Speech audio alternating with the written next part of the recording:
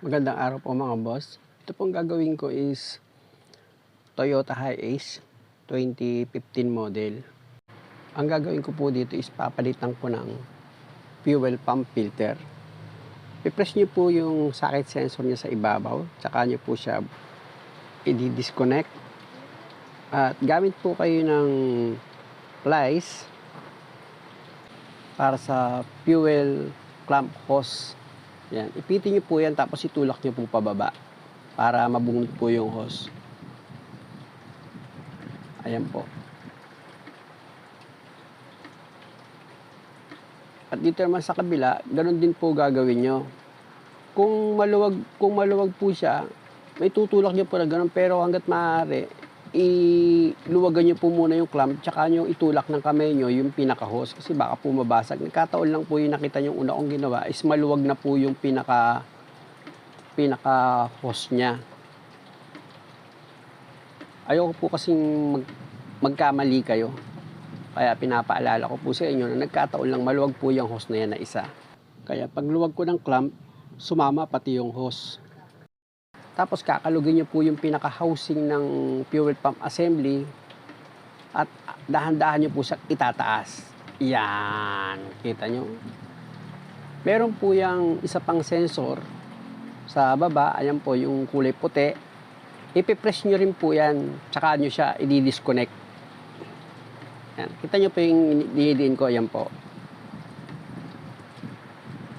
Ayan. Hindi ko kasi kaya ng isang kamay, dalawang kamay. Ayan po, nabunot na.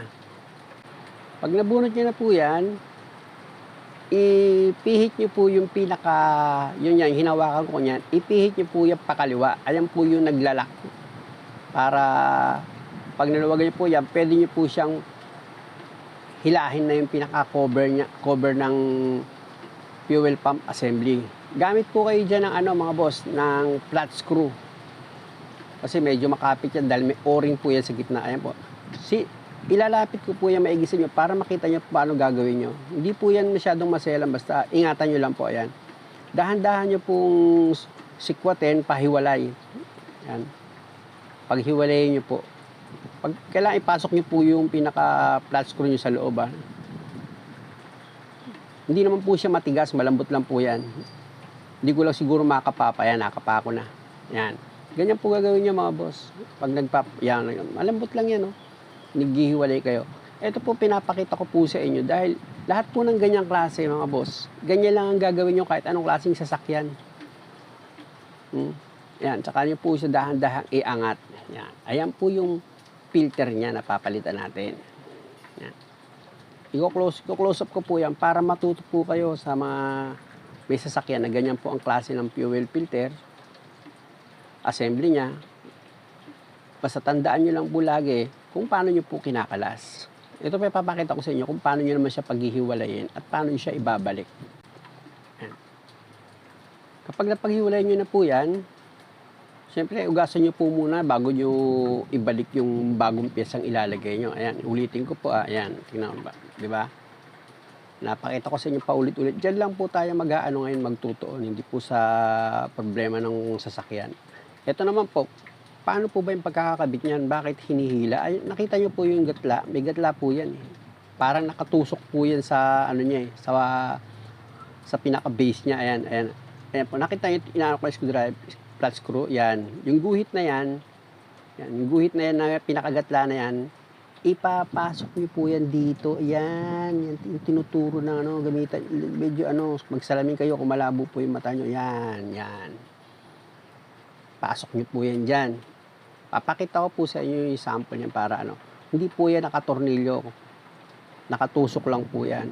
Ito lang po yung kaya ko yung tinuturo sa inyo para huwag kayong kabahan na baka nakatornilyo ba yan. Hinihila lang po yan mga boss.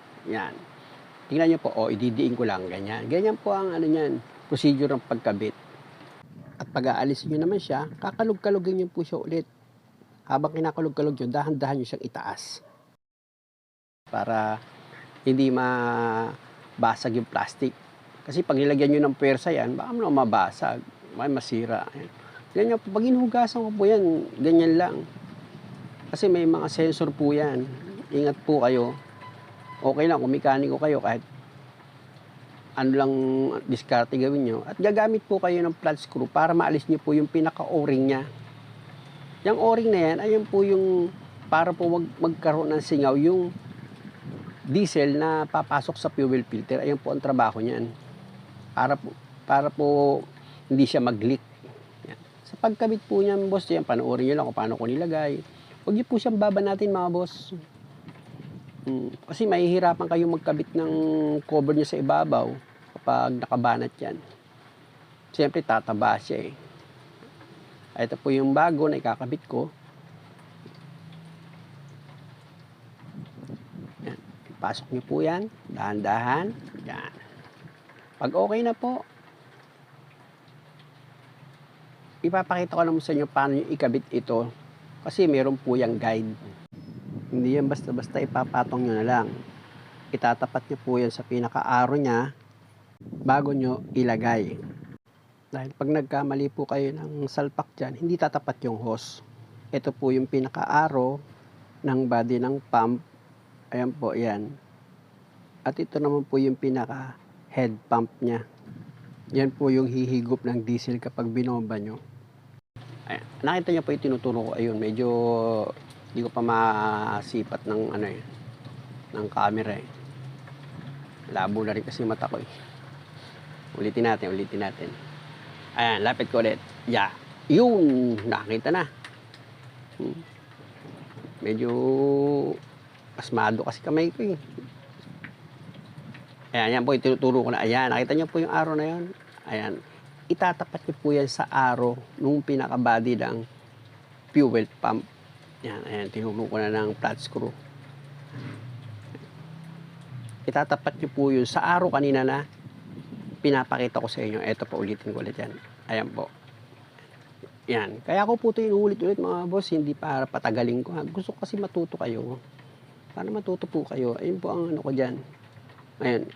Siyempre, lagyan nyo na po yung o-ring. Pag tatapatin nyo po yan, may gatla naman po yan. Hindi po kayo maliligaw eh. May gatla yan. Pansin nyo. Ayan. Lalabas tayo para maliwanag. Para talaga maklaro nyo yung makakita nyo talaga yung sinasabi kong arrow. Ayan po yung arrow na yan. Yan yung tinuturo kong yan. Yan po, yan. Yan yung arrow. Yan yung arrow na yan. Paulit-ulit na po yan para hindi kayo kasi may nagtatanong po sa akin kung mahirap ba magpalit ng fuel filter o madali. Kaya sabi ko sa akin, sige, gagawa lang ako. Medyo patatagalin ko para para maintindihan nyo. Ayan po, tinuturo ko po ulit. Ayan, inuulit ko po yan. Ayan, yung arrow na yan. Nakikita niyo yan. Yun po yung pinaka-nasil na. Diyan po yung humihigop yung diesel. Saksakan ng hose o hanapin nyo lang dyan. Yung isa po niyan kasi na lagayan ng hose, wala naman pong ganyan na arrow. Ayan lang ang meron. Yan. Tandaan nyo po maigi mga boss ha. Para hindi na kayo pupunta sa mekaniko. Diyan lang sa bahay nyo, kayang-kaya nyo na. Huwag kayong mag-alala, ituturo ko lahat para paandar nyo yung sasakyan. Ayan. Diba, tapat na po siya. Nakita nyo, tapat na, diba? O. Tsaka, makikita po kayong gatla niyan, yung tutusukan nyo, may gatla po yan, kaya hindi kayo maliligaw. Pag tusok nyo yan, boss, dahan-dahan nyo siya ngayon i-press. Pagsabayin yung dalawang kamay nyo, parang pagdikitin nyo siya. Yan. Pero dahan-dahan lang po, para hindi kayo masyadong mapagod. Inom lang kayo ng tubig pagtapos. Yan. O. Yan. Nakadiin na po. Diba? Habang nadidiin nyo po siya, halimbawa, nadidiin siya, lumulubag tuloy. Teka lang ha. Nangihina ako eh. O yan, ulitin natin. Yan. Pwersa mo. Hindi mo. Wala. Mahina itong, yan, nadiin na. Yan, panadiin ko na po yan. Ayan, ginamitan ko na ng konting tuhod ata eh. Pasensya na kayo, medyo lumalay tayo sa camera. Ayan, yan po. Pag nadidikit nyo na po siya, tsaka yung ilalagay yung pinaka-lock niya. Pihitin nyo po yung pakanan. Yan, nag-lock na siya ngayon. Okay. Ganun po gagawin nyo ha. Yan, nag-lock na siya. Kapag nag-lock na siya, yan, mga boss, siguraduhin nyo nakadikit mismo yan. Yung lock na yan. Nakadikit na siya para sigurado ka na lock na siya. Ayan, wala ka na makikitang gatla. Talagang dikit na siya. Yan. Diyan lang tayo magdoon mga boss, dito lang muna tayo sa fuel filter, huwag muna tayo sa problema. Ayan, nakita niyo po yung gatla na yan, tatapat naman po yan sa pinakatakip niya rin na nilagay niyo. Yung pinaka-lock niya, ayan po yung pinaka-lock ko, tatapat pa rin po yan do'n. Kaya wala pong ano eh, hindi po kayo maliligaw eh. Yung pinaka-cover, may arrow. Yung pinaka-lock, may arrow. Paano ka po maliligaw? Ilalagay niyo na po ngayon yung isang terminal na socket sa sensor niya. Yan. Yung sensor na yan kasi sa tubig yan eh. Kung may tubig yung fuel nyo, iilaw po yan sa dashboard nyo. Yan. O katulad po ng sinabi ko sa inyo, paano nyo isasaksak yan? Yun, napanood nyo kanina. Itutusok nyo po yan doon sa pinakagatla. Saka nyo ididiin, dahan-dahan lang. Tapos ito pong hose, yan, yung hose na ginagamitan ng clamp, gamitan nyo po na may malambot lang yan mga boss. Para ka lang ano dyan, para ka lang umupo. Yan. Pag naipasok nyo na po yung hose, siyempre, kuha ka ng price. Ipitin mo po yung clamp, tsaka mo iangat para maipit niya yung hose. Oh. Ang tagal naman. Yun, okay na. Oh, dito naman po tayo sa pump ngayon. Takpan nyo po ng daliri nyo yung yung isang nozzle, tsaka nyo ngayon i-pump. Mapapansin nyo po habang pinapump nyo, unang lalabas yan, hangin muna. Hanggang sa mapapansin nyo po, yan na, malakas na yung buga ng diesel na lumalabas. Diba? Yan na, dami ng diesel. Nakadiin ka ngayon, boss, nakadiin ka, ha? Nakadiin ka. Habang nakadiin ka, tsaka mo ngayon isasaksak itong hose. Pero kung tutuusin, kahit naman hindi mo na siya diinan eh. Kaya lang nga, hindi nga po kayo mekaniko para hindi na kayo magka-problema, nakadiin siya para magpasukan ng hangin. Tsaka nyo ngayon, pag nakasaksak na yung hose, tsaka mo po ikabit itong pinaka-clamp niya para maipit niya yung hose at hindi siya lumuwag. Yan po, okay na, di ba? Pump mo siya ulit ngayon. Yan. Habang pinapump mo pa, mapapansin mo dyan, titigas na po siya. Yan. Pag matigas na siya, boss, ano pang ginagawa mo? Ilagay mo na yung isang socket ng sensor. Iayos mo po yung pagkabit niyan. Yan, very good. Ganyan ang kabit, boss. Tapos, ano pa susunod mong gagawin? Kundi, para masubukan mo, kumuha ka ngayon, boss, ng susi ng masilayan ang iyong mga ginawa. Paandarin mo na siya ngayon. O, di ayos? Ganun lang mga boss. At siyempre, magpapasalamat po ako sa panonood nyo at pasensya na po kung medyo nahalo natin ng konting biro. Sana po huwag niyo pong kalimutang mag-subscribe sa channel ko. Salamat po ulit.